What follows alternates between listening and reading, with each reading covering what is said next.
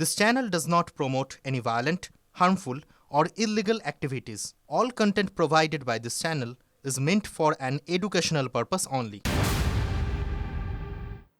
শেখ হাসিনার সরকার পতনের পর প্রথম নির্বাচন পদ্মাপাড়ে। ওপার বাংলার সাধারণ নির্বাচন নিয়ে যথেষ্ট সতর্ক রয়েছে এপার। কড়া নিরাপত্তায় মুড়ে ফেলা হয়েছে ভারত বাংলাদেশ সীমান্তবর্তী এলাকাগুলি। সীমান্তবর্তী এলাকায় নাকা চেকিংও চলছে। সীমান্ত সুরক্ষায় জল ও স্থলপথে বিশেষ টিম মোতায়েন প্রশাসনে।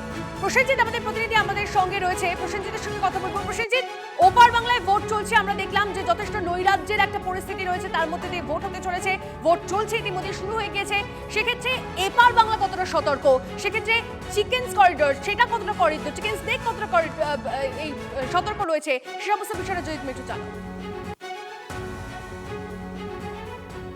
দেখো, আমি প্রথমেই একবার সীমান্তটা দেখাই। বাংলাদেশ সীমান্ত, যে সীমান্তকে সিল করে দেওয়া হয়েছে আজকে, যেহেতু বাংলাদেশে নির্বাচন পর্ব চলছে। যে কথাটা তুমি বলছিলে, বাংলাদেশে হাসিনা দেশ ছাড়ার পর প্রথমবার নির্বাচন হচ্ছে, বাংলাদেশের স্বাধীনতার পর প্রথমবার একটা নির্বাচন হচ্ছে যেখানে আওয়ামী লীগ প্রতিদ্বন্দ্বিতা করছে না, তাদের নৌকা প্রতীক নেই।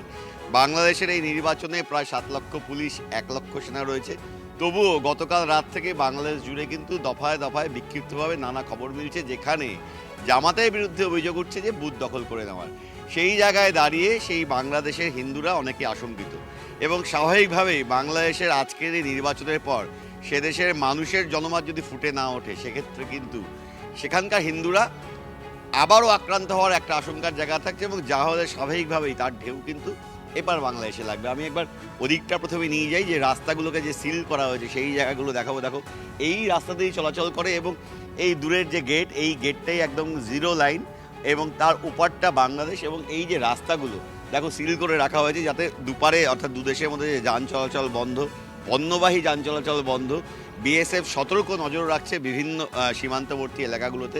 সব মিলিয়ে কিন্তু বিএসএফের তরফে যথেষ্ট নজরদারি শুরু হয়ে গিয়েছে, যেহেতু বাংলাদেশ জুড়ে নির্বাচন পর্ব চলছে। স্বাভাবিকভাবে বাংলাদেশের মানুষও চাইছে শান্তিপূর্ণ একটা নির্বাচন হোক, যখন সেখানে বাংলাদেশের সাধারণ মানুষের মতামত উঠে আসবে এবং বাংলাদেশ আবার একটা সুস্থির পরিস্থিতির মধ্যে ফিরে যাবে।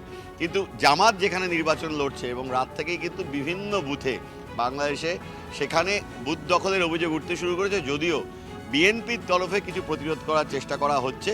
তবে সব মিলিয়ে এই সার্বিক পরিস্থিতির মাঝেই বাংলাদেশ জুড়ে নির্বাচনটা চলছে।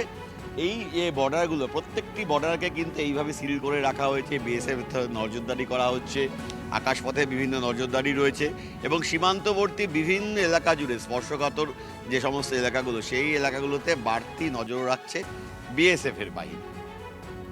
ধন্যবাদ প্রসেনজিৎ।